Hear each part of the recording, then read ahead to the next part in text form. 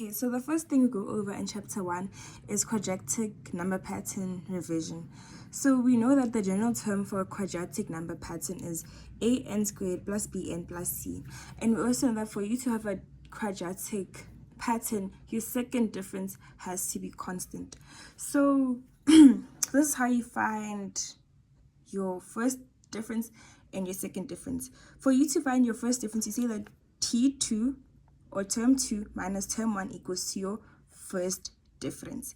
And for you to get your second, and then you do it for all of the all of the things in the pattern. Then for you to for all of the terms in the pattern, and then for you to get your second difference, you say now this one minus that one equals to your second difference, right? And then now you would have your first difference here, first difference,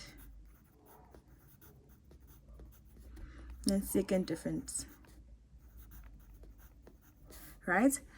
And then now we can look at how to find the A, the B, and the C. For you to find A, use the formula 2A equals to the second difference. The second difference being the constant part at the bottom. And like I said, if you have a constant number on your second difference, that means your pattern is quadratic.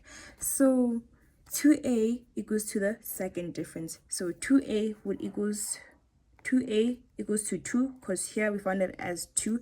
Then you just divide it by 2 to cancel the 2 on this side and make the A alone. And then you get A equals to 1. And then now to find your B, you say 3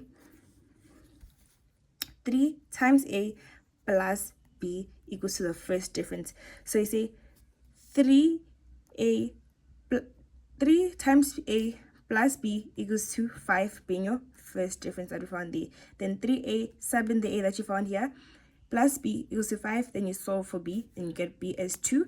Then you say A plus B plus C equals to the first term. Your first term is the first term that you have in your whole equation. I'm not equation, your whole pattern or your whole sequence.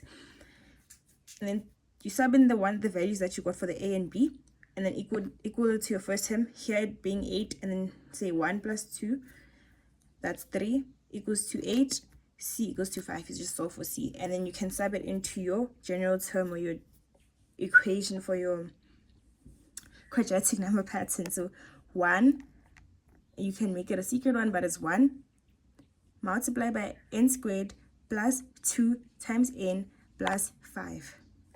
And this is your general term for the quadratic number pattern.